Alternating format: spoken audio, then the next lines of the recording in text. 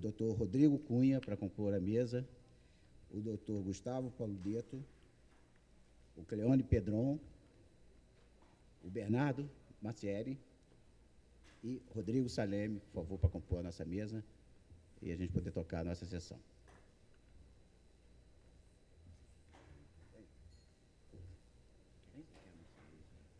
Anuncia um, você anuncia outro, tanto faz.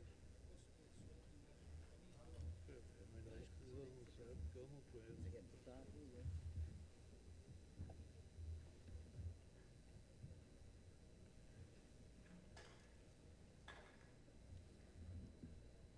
Podemos chamar o primeiro palestrante. Angioplastia distal, a importância do material adequado. Estamos Luciano Cook. Rodrigo Cunha, por favor.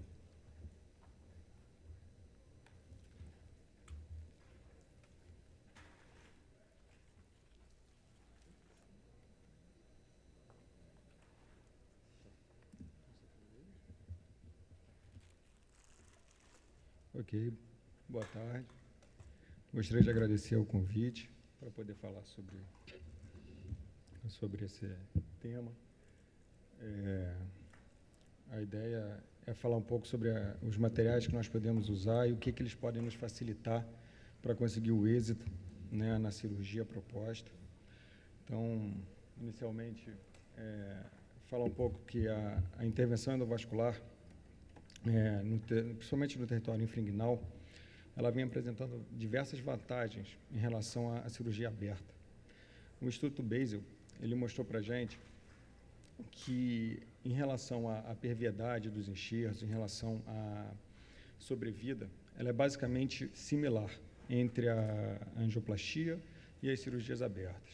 Porém, tem outras vantagens em relação ao tempo de permanência, que é muito menor, o custo que a gente tinha nas internações também são em torno de 30% menor, além de infecções e mortalidade.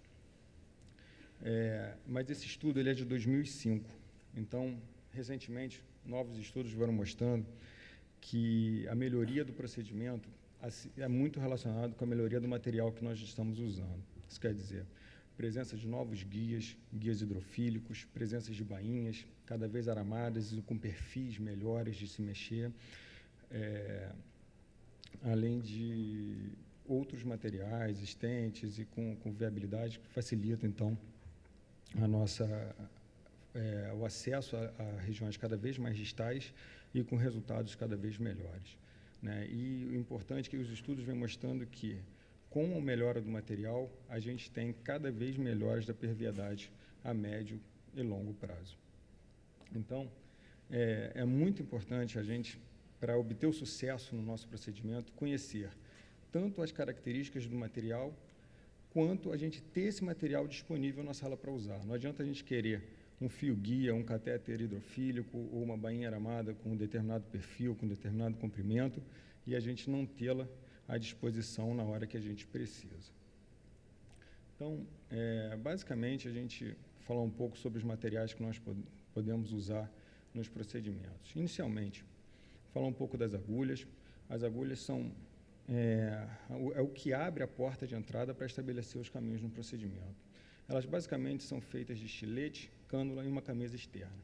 Os calibres dela vão variar de 13 a 23G. O que nós normalmente utilizamos é a agulha 18G, no qual a gente faz a introdução. Isso aqui está só um exemplo em relação à presença do gelco, que em alguns locais eles dão o gelco para que a gente faça a punção. Isso quer dizer, ele não é o adequado para que a gente consiga estabelecer o início do nosso procedimento. Outra coisa importante são as bainhas. As bainhas são principalmente a estação de trabalho que a gente vai ter. No nosso grupo, a nossa opção é sempre que possível fazer o acesso contralateral. A gente começa com a bainha média, que é a bainha de 10 a 15 centímetros, e depois faz o acesso contralateral com a bainha longa. As bainhas, cada vez, estão diminuindo o perfil com acordo com o calibre, estão diminuindo o perfil de acordo com os catéteres, que vêm de perfil menor, e também com os estentes e materiais balões que a gente pode usar com perfil cada vez menor. Tá? Elas podem ter diâmetros de 4 a 6, eu acho que não precisa de um diâmetro maior do que esse para fazer os acessos e o tratamento das lesões distais. e tem diâmetros cada vez menores, como eu já falei, e comprimentos variados.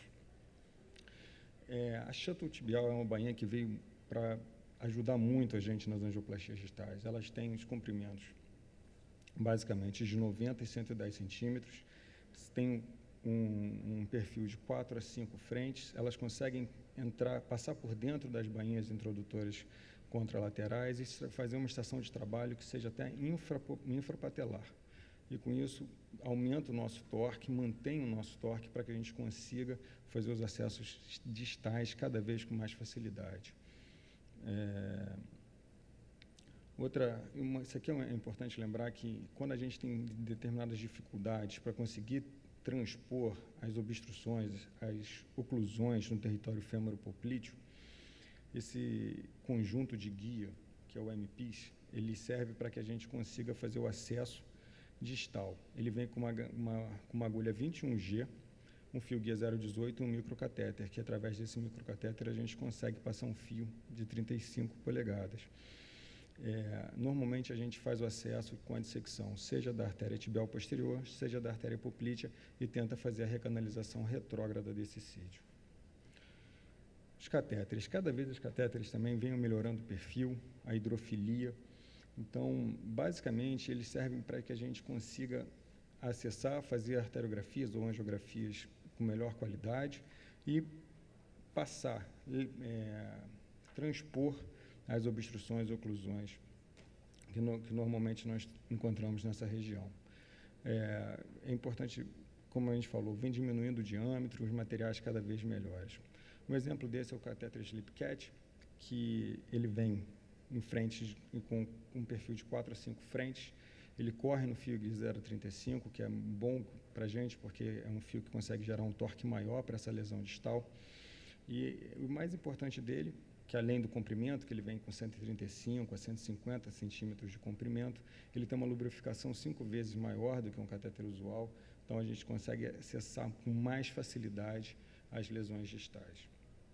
Outro catéter também que ajuda muito a gente a acessar cada vez mais distal, acesso de corrigir lesões cada vez mais distais, é o Sexai.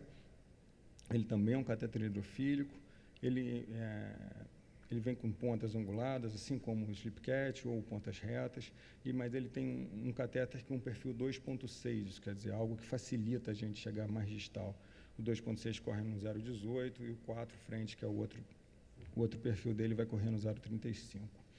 Outra característica dele, além também de ser hidrofílico, ele tem marcas radiopacas a cada 5 centímetros, o que facilita a gente avaliar o quanto a gente está introduzindo o catéter. Os catéteres multiperfurados, que também são interessantes no caso das lesões distais, principalmente no caso de trombose ou embolias, quando a gente não consegue sucesso, ou seja pelo Fogart ou com alguma coisa, a introdução do catéter e a injeção de trombolítico para fazer a fibrinólise, seja pela técnica pulse spray, seja pela infusão contínua, é de extrema importância. Esses catéteres estão também com perfil baixo, correm também na 0,35. É importante que, para fazer a infusão trombolítico, ele tenha um fio guia no qual ele tem uma ogiva distal e faz com que a injeção do trombolítico seja feita somente pelos orifícios laterais. Em relação aos fios guias, que são de extrema importância para que a gente consiga fazer os acessos cada vez mais distais, eles vêm melhorando muito. Então, em relação também a hidrofilia, os fios já estão melhores e cada dia mais a gente tem visto fios novos com a ponta flop, que para a gente é muito importante para conseguir vencer determinadas lesões. Elas vêm hoje em dia com 8 ou 16 centímetros de distensão, que é o RPC, o 8, e o RLPC, o 16, e as pontas rígidas também ajudam bastante em determinadas lesões. Os fios gliceflonados, eu botei aqui só para exemplificar, mas é um fio gria que ajuda muito como suporte para a migração, seja de bainhas, seja de catéteres, para que a gente consiga fazer uma estação de trabalho cada vez mais distal. Isso aqui é importante, né, porque também os balões vêm cada dia melhorando mais. Hoje em dia nós temos tantos balões over the wire, como os monorail, né, que são os balões de troca rápida para lesões distais. Esses balões, eles têm um diâmetro que vão variar de 2 a 8 milímetros, isso quer dizer, a gente tem mais acesso distal, mais facilidade para começar uma angioplastia distal e progredir. Normalmente a gente não usa o stent nessas lesões infrapatelares, mas os balões com perfil melhor acabam facilitando o nosso procedimento. Isso aqui é só para mostrar que esses balões também são insuflados com a seringa insufladora.